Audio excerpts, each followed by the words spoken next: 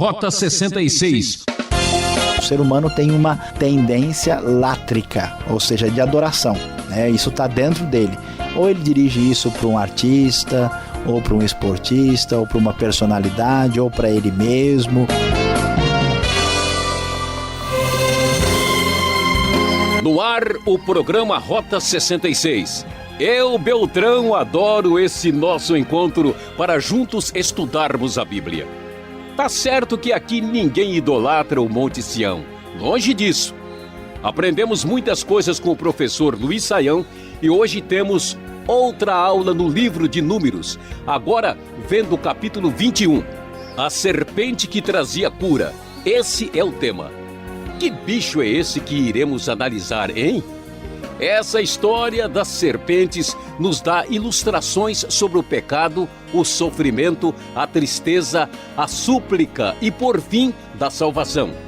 Aumente o volume do seu rádio e vamos juntos descobrir o segredo do olhar da fé. Capítulo 21 do livro de Números traz algumas informações interessantes sobre a jornada do povo na direção de Moabe.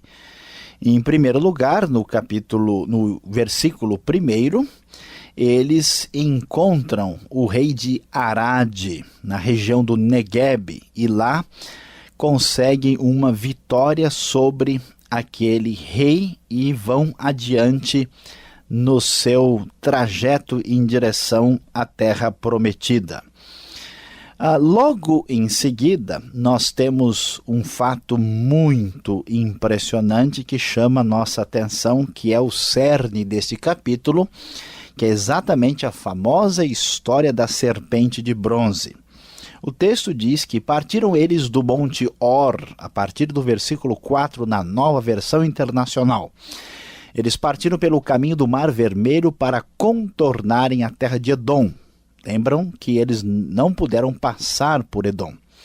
Mas o povo ficou impaciente no caminho e falou contra Deus e contra Moisés, dizendo: por que vocês nos tiraram do Egito para morrermos no deserto? Não há pão, não há água, e nós detestamos esta comida miserável. Então o Senhor enviou serpentes venenosas que morderam o povo, e muitos morreram. O povo foi a Moisés e disse: pecamos quando falamos contra o Senhor e contra você. Ore pedindo ao Senhor que tire as serpentes do meio de nós. E Moisés orou pelo povo. O Senhor disse a Moisés: faça uma serpente e coloque-a no alto de um poste. Quem for mordido e olhar para ela, viverá. Moisés fez então uma serpente de bronze e a colocou num poste. Quando alguém era mordido por uma serpente e olhava para a serpente de bronze, permanecia vivo. É muito interessante observar o que acontece aqui. O povo, mais uma vez, mostrando a sua rebelião e a sua impaciência, começou novamente a criticar Moisés e a questionar a Deus. Então Deus, para levar o povo a uma situação de reconhecimento da sua maldade, enviou serpentes venenosas, e elas morderam o povo e eles começaram a morrer. E eles então, apavorados, agora sofrendo e com medo, confessaram a sua falha e disseram: pecamos quando falamos contra o Senhor. E então, nesta hora, Deus deu uma ordem, quando Moisés intercedeu pelo povo: faça uma serpente, uma ordem interessante, diferente, porque significava construir um objeto metálico, uma espécie de estátua. Foi feita uma serpente de bronze, colocada no alto de um poste, e todo aquele que olhasse para a serpente, mostrando que estava atendendo à recomendação divina, mostrando que estava reconhecendo o seu próprio pecado e mostrando também que estava depositando fé concretamente na cura que vinha da parte de Deus. A serpente era apenas um símbolo disso. E todo aquele que olhou para a serpente demonstrando fé, recebeu a bênção de permanecer vivo. Mas a viagem do povo prosseguiu adiante. Eles então caminham, diz o texto, os israelitas partiram e acamparam em Obote. Depois partiram de Obote e acamparam em Ije-Abarim, no deserto defronte de Moabe, ao leste. Dali partiram e acamparam no vale de Zered, partiram dali e acamparam do outro lado do Arnon, que fica no deserto, que se estende até o território amorreu. O Arnon é a fronteira de Moabe, entre Moabe e os amorreus. É por isso que se diz no livro das guerras do Senhor, Vaé, Ben-Sofá, e os vales de Arnon, as ravinas dos vales, que se estendem até a cidade de Ar e chegam até a fronteira de Moabe. Como vemos, eles prosseguem pelo caminho, saindo do Monte Or, onde aconteceu o episódio da serpente de bronze, e prosseguem na sua jornada, mudando de acampamento, dependendo da direção e da graça divina, mudando o acampamento até chegar à terra dos Moabitas, a região de Moabe. Quando eles vão adiante, vão encontrar mais uma luta agora com reis dos amorreus, Seom e Og. O texto nos diz que Israel enviou mensageiros para dizer a Seom, rei dos amorreus, deixa-nos atravessar a tua terra, não entraremos em nenhuma plantação e nenhuma vinha, nem beberemos água de poço algum, passaremos pela estrada do rei até que tenhamos atravessar o teu território. Mas vamos observar nas Escrituras mais uma vez que os amorreus não foram simpáticos. Seom não deixou Israel atravessar, pelo contrário, convocou seu exército e partiu para a batalha contra Israel. Mas Deus abençoou o povo de Israel, Israel destruiu a espada e conseguiu a vitória e venceu ali a Esbom, ao rei o rei Seom, conquistou a cidade de Esbom e venceu os amorreus e conseguiu habitar aquela terra, conforme vamos observar no versículo 31. E finalmente Moisés, ainda liderando o povo israelita, também conseguiu vencer a Og, rei de Bazã, com todo o seu exército, e obteve vitória sobre Seom e Og, os dois reis amorreus, e caminharam na direção para chegarem à região de Moabe nessa jornada dirigida por Deus. E esse capítulo fica marcado pela impressionante história da serpente de bronze que foi levantada para trazer cura àquele que depositava a sua fé em Deus. Esta serpente de bronze, que aparece na jornada dos israelitas em direção à terra prometida, indo na direção de Moabe, essa serpente adquiriu uma importância especial porque ela é citada lá no Novo Testamento, em João capítulo 3. O próprio Jesus, falando sobre a sua missão de Salvador da humanidade, disse com clareza lá em João capítulo 3 que assim como Moisés levantou a serpente no deserto, também era necessário que o Filho do Homem fosse levantado.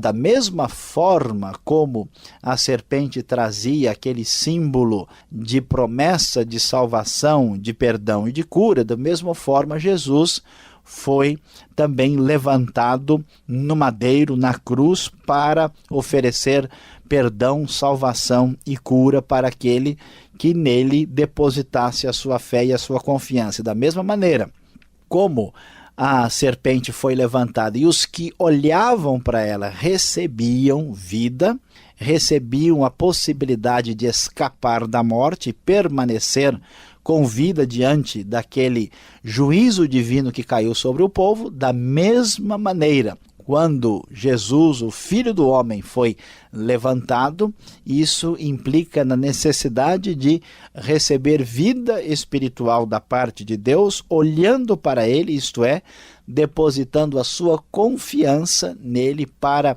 receber perdão e salvação na pessoa de Cristo. Assim vemos que no Antigo Testamento temos episódios que são importantes em si mesmos, mas alguns deles têm uma importância especial porque apontam diretamente para o plano futuro que Deus tinha para a humanidade ou são apresentados no Novo Testamento como tipos, como figuras que prefiguravam, vamos assim dizer, a realidade maior que se encontra em Cristo e que se cumpriu através do Messias que trouxe salvação e redenção eterna. Portanto, ficamos por aqui hoje no nosso Rota 66, falando sobre essa história tão impressionante, sobre a serpente que trazia cura.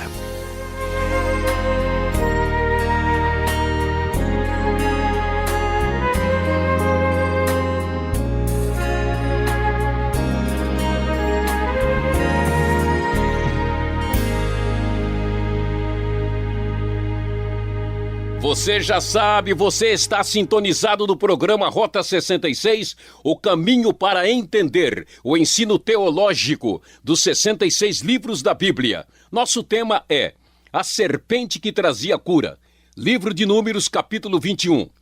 Com a produção e apresentação de Luiz Saião, participação Alberto Veríssimo, Beltrão na locução. Essa é uma realização transmundial. Segura mais um pouco que lá vem as perguntas.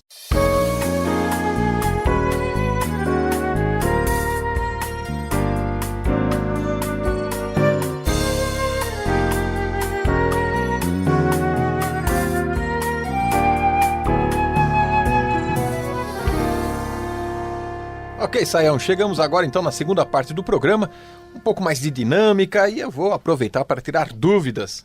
Eu já ouvi aquela expressão, olha, aproveita porque o fulano é cobra no assunto. E como o nosso assunto aqui é serpente, eu já começo. Deus não proibiu imagens, esculturas, a gente já viu isso. E agora ele vem com essa de montar aí uma serpente de bronze, fazer aí um monumento, aí alguma coisa para o povo ficar olhando. E agora, hein? Como é que fica aí esse objeto no meio do povo que não gostava dessas coisas? Pois é, Alberto, olha, essa questão ela tem mexido com toda a história do cristianismo. Por quê? Porque, de fato, os hebreus eles não fizeram quase nada de escultura, não construíram praticamente assim, nada na área mais especificamente estética e artística. E uma das razões está relacionada com essa proibição de construir, de fazer todo tipo de imagem de escultura. Agora, isso até mesmo durante muitos séculos levou até os cristãos a imaginarem mesmo que qualquer tipo de desenho poderia ser pecaminoso, né? E a gente sabe que a gente tem até essa discussão aí que aconteceu com a controvérsia das imagens, né, dentro do cristianismo, como acontece com a diferença aí da tradição católica e da tradição protestante, né? E como é que a gente lida com isso? Na verdade, quando Deus proibiu a construção de imagens de escultura, a finalidade era a idolatria. Muito provavelmente a questão teria a ver com o contexto que o povo vivia, né? Não era possível ali Israel passar a aprender a fazer as suas obras de arte naquele contexto de pagão sem se contaminar com isso. Além disso, a natureza humana tem uma inclinação, né, de idolatrar mesmo sem imagem nenhuma, imagine com a imagem, né? Então, mas fica a pergunta, bezerro de ouro não pode, mas uma serpente de bronze vai, passa. Pois é, então a diferença está aqui no fato de que a imagem feita com a intenção, com o desejo religioso de idolatria, aí a coisa se torna complicada.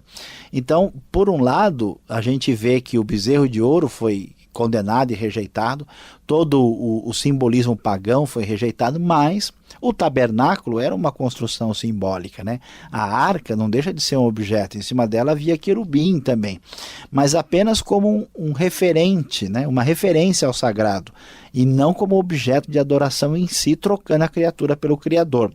Aqui no caso da serpente, é uma discussão muito detalhada aí, porque na antiguidade, até mesmo no Egito, né, a serpente era símbolo, né, da cura.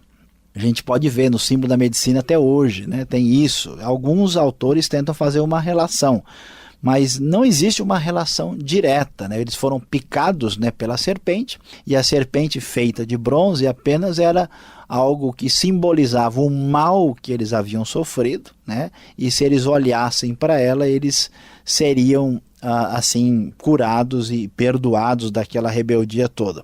Então fica bem claro que a gente tem que fazer uma separação entre uma a imagem de escultura, né, que é feita com um propósito religioso de adoração ou veneração especial, né, e aquilo que é construído com outra finalidade, né, e então não dá para destruir toda a obra artística com base no argumento de que tudo pode ser idolatria.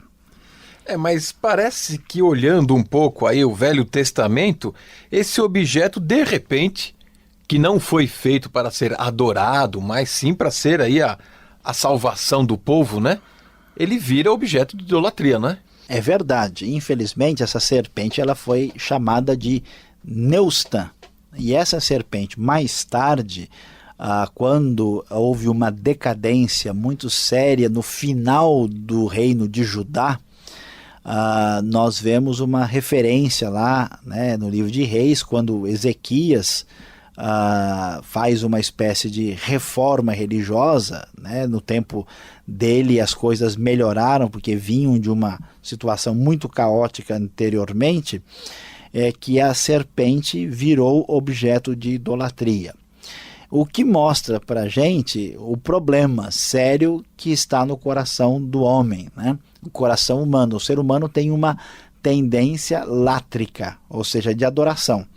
Então, não existe jeito de tirar isso do coração do homem, né? Isso está dentro dele. Ou ele dirige isso para um artista, ou para um esportista, ou para uma personalidade, ou para ele mesmo.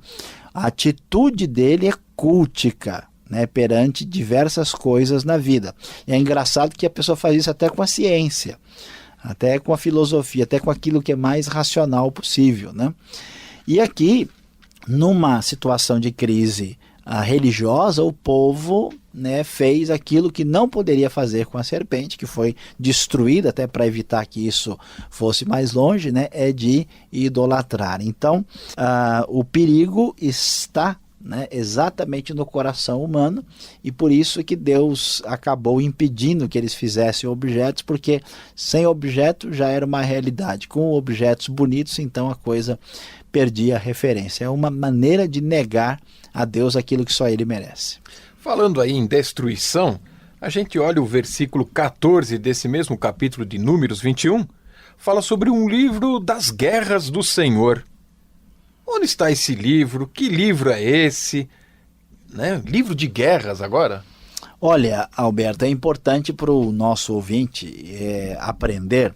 Nós temos vários livros citados no Velho Testamento. Tem o livro do Justo ou de Jazar, tem o livro de Guerra do Senhor, tem as crônicas dos reis de Israel, tem os relatos do vidente Gade, de Natã.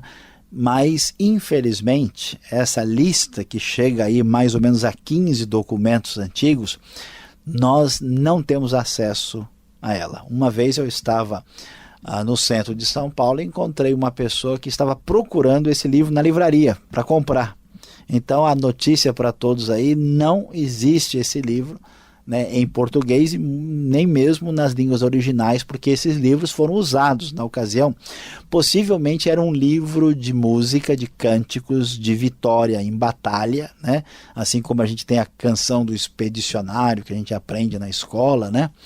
Assim também eles cantavam as suas vitórias nas batalhas, e esse livro devia ser uma espécie de cântico de louvor a Deus pelas vitórias nas batalhas. Mas, pelo menos por enquanto, a arqueologia não encontrou nenhuma espécie de relato por escrito. Quem sabe mais para frente, né, a gente possa encontrar alguma coisa. Bom, graças a Deus, pelo menos de lado prático para nós não ia acrescentar muita coisa, né? Talvez muito pouco. Última pergunta então aqui. Parece que Deus, nesse assunto todo aqui, é muito exigente. E Deus, ele é de um justo juiz, etc.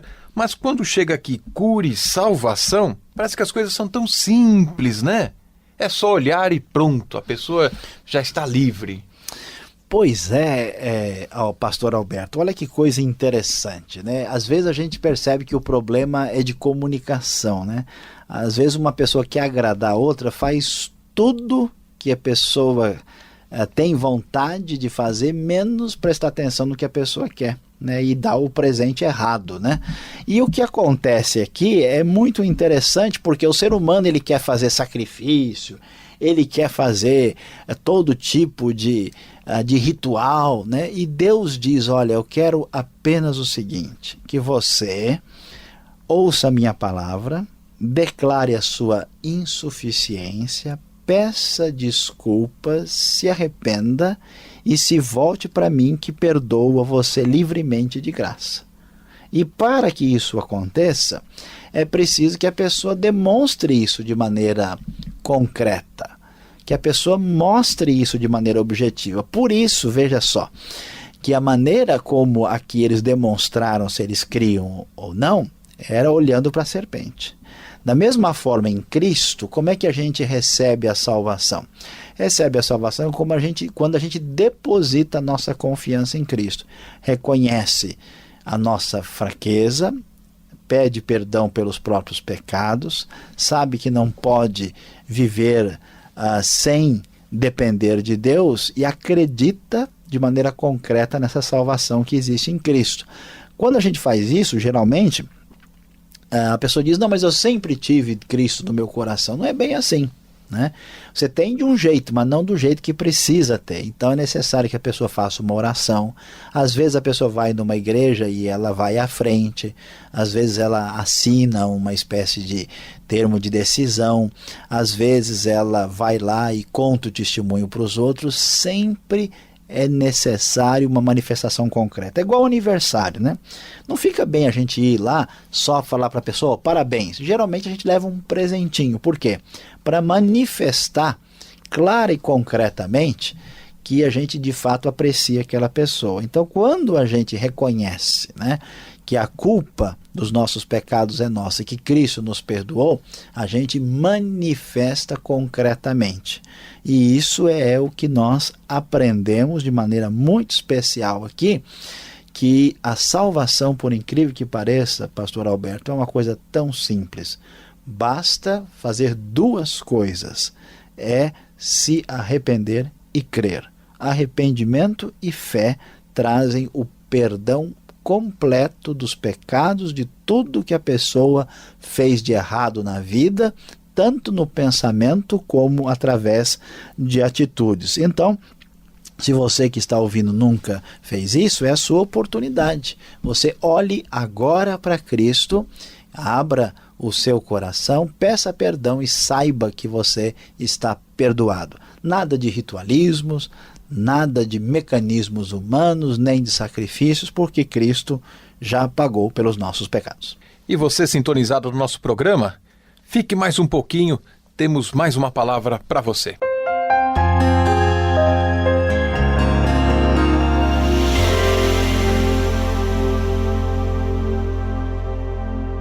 Hoje estudamos aqui no Rota 66 a serpente que trazia cura, e lendo o capítulo 21 do livro de Números. E a grande lição que fica para nós é a seguinte: não despreze a simplicidade de Deus.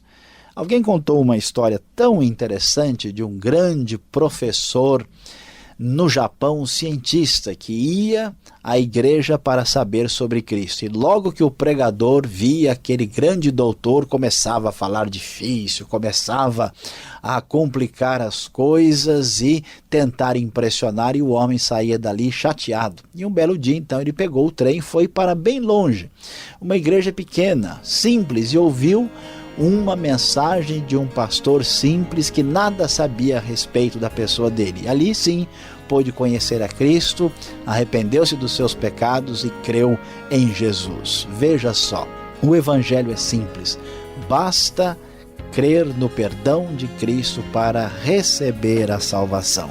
Não despreze as coisas de Deus, não despreze a Bíblia, não despreze a salvação. Saiba que na sua simplicidade está a sua grandeza.